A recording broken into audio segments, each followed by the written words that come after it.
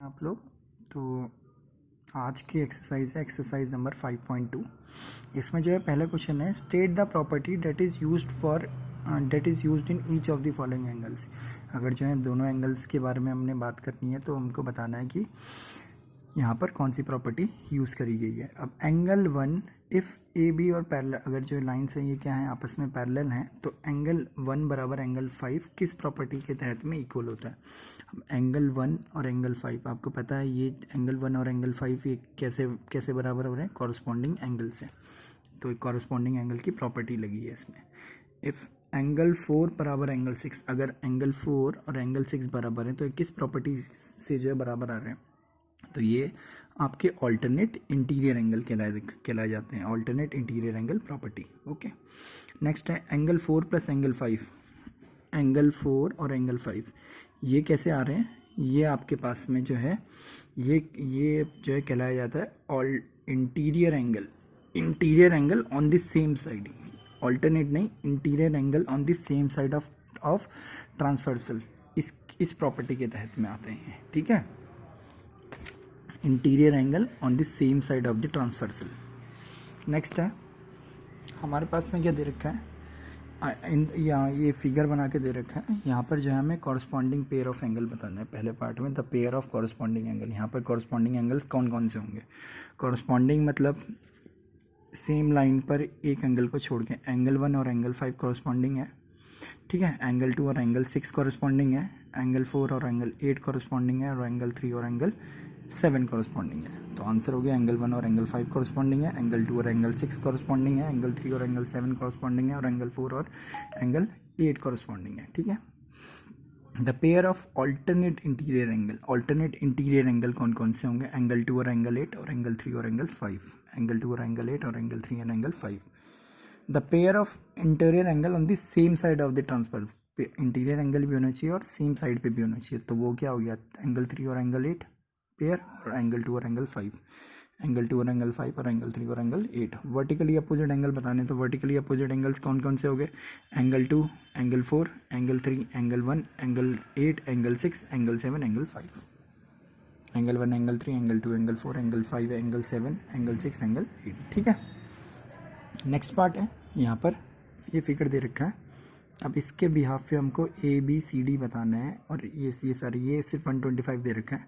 अब ये 125 से हमें बाकी सारे एंगल्स निकालने हैं। अब इसको देखो कैसे निकालेंगे हम, ये देखो ये 125 है, ये एक सीधी लाइन जा रही है, तो 125 degree plus F is equal to 180 degree, linear pair. अब यहाँ से आप एफ निकाल लेंगे। अब एफ किसके बराबर होगा, ई के बराबर होगा, वर्टिकली अपोजिट एंगल। ठीक है, अब एंगल एफ और एंगल सी बराबर हो जाएंगे कॉरस्पॉन्डिंग एंगल से।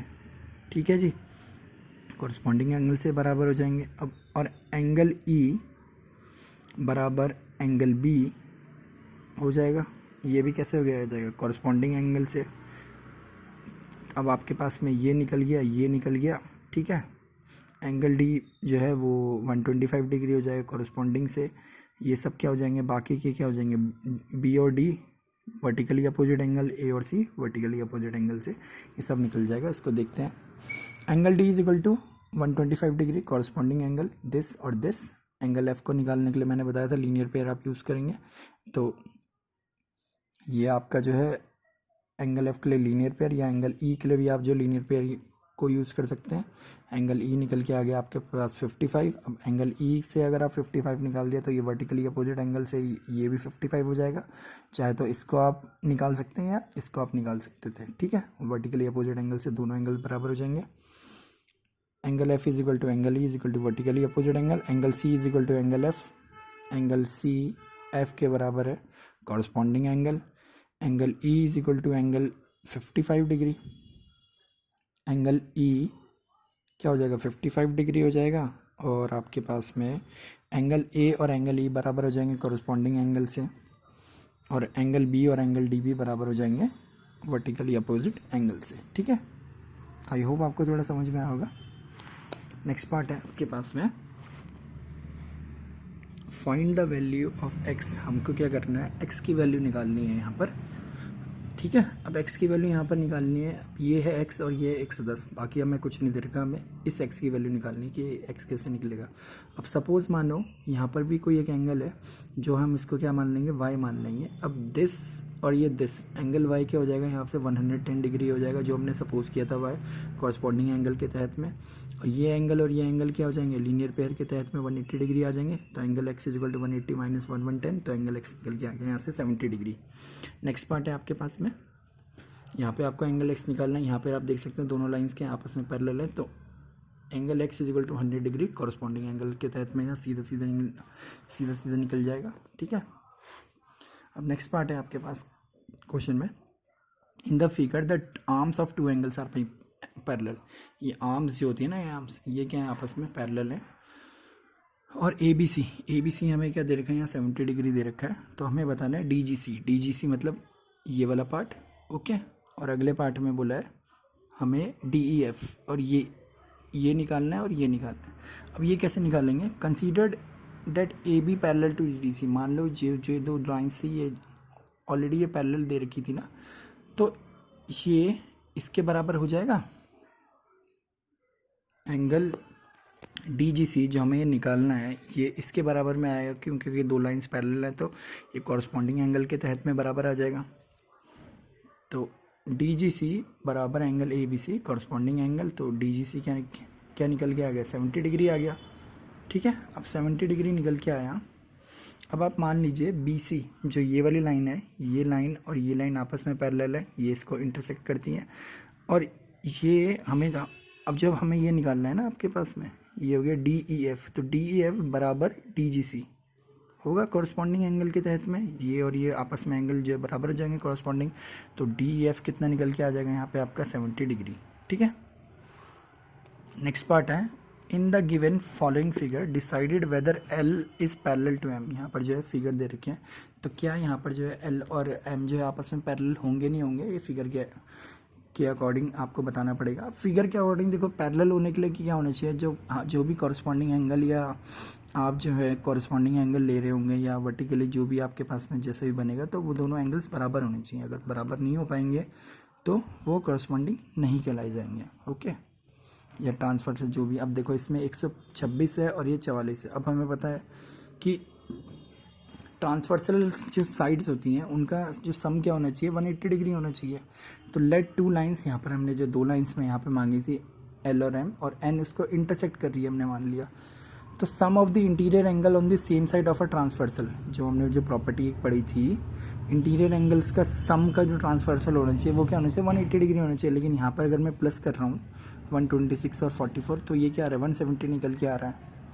तो सम जो है 180 डिग्री नहीं निकल के आ रहा, तो ये लाइंस क्या हो जाएंगी, पैरेलल नहीं हो जाएंगी इस केस में। ठीक है। अगला केस है, यहाँ पर ये इस तरीके का फिगर दे रखा है, तो हमको बताना है एल जो है और एम पैरेलल में होगा नहीं होगा। तो आप देख लीजिए पहले, यहाँ से जो है मान लो ये 75 है, ये 75 था। यहाँ से आप जो है एक एंगल ले लीजिए, इसको x मान लीजिए। यहाँ से इस x की वैल्यू आप निकाल रहे हो, तो इस x की वैल्यू क्या आ रही है आपकी, 105 डिग्री निकल के आ जाएगी। ठीक है। लीनियर पेयर से x plus 75 is equal to 180 degree, x is equal to 105।